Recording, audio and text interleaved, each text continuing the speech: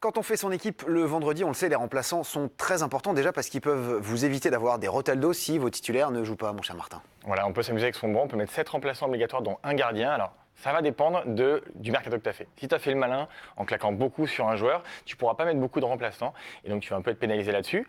Il faut mettre dans les 7 un maximum de joueurs de chaque ligne. Pourquoi ? Parce que si tu fais encore une fois le malin en mettant que des attaquants, ça ne sert à rien. Parce qu'un attaquant ne pourra pas remplacer un milieu ou un défenseur, heureusement. Et à l'inverse, tu pourras mettre un défenseur qui rentrera à la place d'un milieu ou d'un attaquant, mais on va le pénaliser, on va lui enlever 0,5 points par ligne sautée pour pénaliser un peu ce changement de poste. Mais il y a un coup que les coachs MPG peuvent faire, c'est les remplacements tactiques. C'est l'une des subtilités qu'on aime dans le jeu, c'est ce remplacement tactique. Ça va te permettre de faire sortir un de tes titulaires s'il a une mauvaise note et faire remplacer quelqu'un qui est sur ton banc. La question qu'on se pose souvent, c'est à partir de quelle note faire sortir un de tes titulaires. Toi, par exemple, c'est quoi ta Moi, stratégie ? je le fais à 5,5. 5,5. Bon, en fait, ça va un peu dépendre de l'aversion au risque que tu as. Plus tu aimes le risque, plus tu vas mettre une note haute. C'est-à-dire que tu peux faire sortir un joueur qui a eu 6,5 si tu estimes qu'il peut encore avoir 7, le mec qui est titulaire sur ton terrain.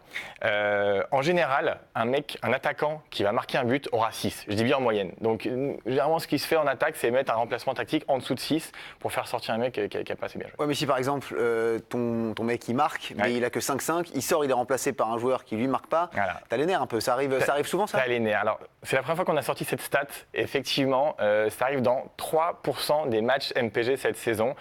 C'est pas beaucoup. Ouais, en fait, tu décroches le badge bad coaching. C'est-à-dire que tu as fait sortir un mec qui a marqué. Donc, généralement, on se prend des emails ou des messages d'insultes. Mais voilà. À l'inverse, dans 31% des matchs MPG cette saison, il y a des gens qui ont fait rentrer des remplaçants qui ont marqué soit un but réel, soit un but virtuel. Donc, toute l'importance d'un bon qui est long sur MPG, c'est ça, c'est ces 30% de matchs avec des remplats qui marquent. Et là, on a un badge aussi. Et là, on a un badge, c'est le badge à good coaching. Ouais.